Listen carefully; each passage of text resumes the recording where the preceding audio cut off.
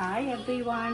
നാട്ടിൽ വന്നിട്ട് ഒരു ഇലപ്പൊതി കഴിച്ചില്ല എന്നുള്ള സങ്കടം മാറ്റാനായിട്ടാണ് ഇന്ന് ഞങ്ങളിവിടെ ഒരില കെട്ടുന്നത്. ഞങ്ങൾ 4 പേർക്കും ഇന്നോരോ ഇല കെട്ടി ഇലക്കകത്തെ ഊണാണ് ഇന്ന് ഞങ്ങൾ കഴിക്കുന്നത്. അപ്പം നമ്മൾ വീട്ടിലുണ്ടായ പച്ചക്കറികൾ തന്നെയാണ് എല്ലാം വെക്കുന്നത്. എൻ്റെ ചെറുപ്പത്തിലെ ബോർഡിങ്ങിലാണ് ഞാൻ വളർന്നതും പഠിച്ചതും എല്ലാം. അപ്പോൾ അതുകൊണ്ട് ഇലപ്പൊതി ഒന്നും എനിക്ക് കഴിക്കാൻ പറ്റിയിട്ടില്ല. ആ സങ്കടം മാറ്റാനായിട്ട് ഇപ്പതേ ഇവിടെ നാട്ടിൽ വന്നു കഴിഞ്ഞിട്ട് ഇതൊക്കെ ഒപ്പിക്കുക.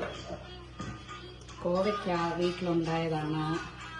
പച്ച ചീരയില്ലേ, ചീര ഇന്ന് രാവിലെ പറിച്ചുകൊണ്ട് വന്നു.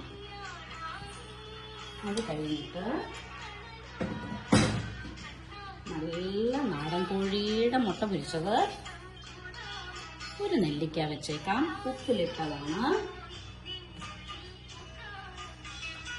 പിന്നെ നല്ല അടിപൊളി മാങ്ങാ ചമ്മന്തി ഞാൻ തന്നെ കല്ലേൽ വെച്ച് അരച്ചോണ്ട് വന്നതാണ്.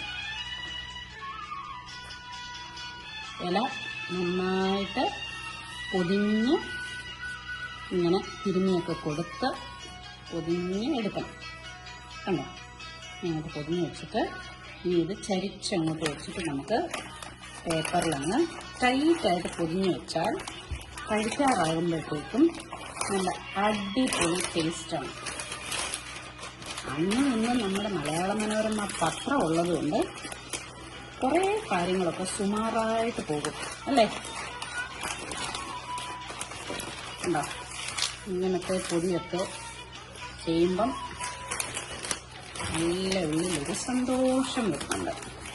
നിങ്ങൾക്കോ ആർക്കെങ്കിലും ഇങ്ങനെയൊക്കെ ചെയ്യണമെന്ന് ആഗ്രഹമുണ്ടോ? Contact us. Thanks for growing with Mama and Sons Company. Bye for now. കണ്ടോ, ഇല പൊതിഞ്ഞ് റെഡിയാക്കി. ഇനി ഉച്ചയ്ക്ക് കഴിക്കാറാകുമ്പോൾ കാണിച്ചു തരാം കേട്ടോ.